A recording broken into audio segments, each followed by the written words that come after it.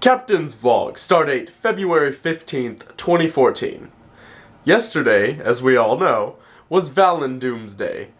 So I hope you had a wonderful Valendoom's Day and got whatever your heart desired, whether it be a giant stuffed elephant to carry around school to prove that you're not lonely, or a James Avery ring hidden in the breadsticks at Olive Garden, because that is something that would prove that you aren't a lonely shell of a person. Of course, because if we didn't get presents on Valentine's Day, then we'd all kill ourselves. And then if no one got presents, we would get a present, but it would be a noose.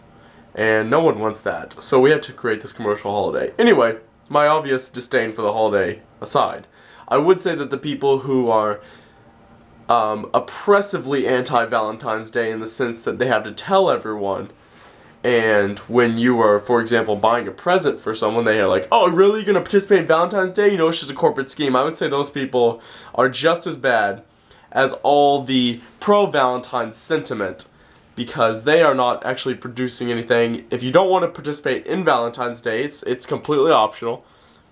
That's the thing about living in America. Most things are indeed optional.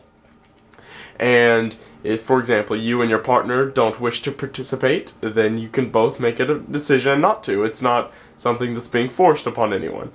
So you can just ignore the stuff that's there.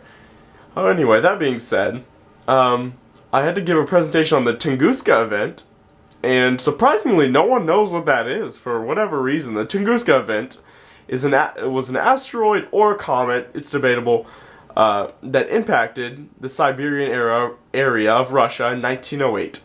And it was one of the most massive explosions that we've ever had in history, on human record.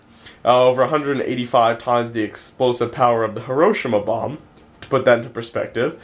But it did happen in the middle of Siberia, which, if you're not too familiar with Russian terrain, it's not the most populous in the world, so no one was killed. Very sparse population to be, in fact. Anyway, speaking of Russia, the Olympics are going on. See, America's doing fairly well.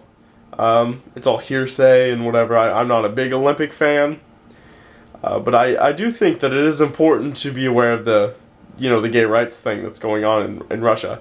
Several countries, including, for example, Canada, I believe Norway came out with a really good one, have released pro-gay athletic advertisements on whatever media source that they use.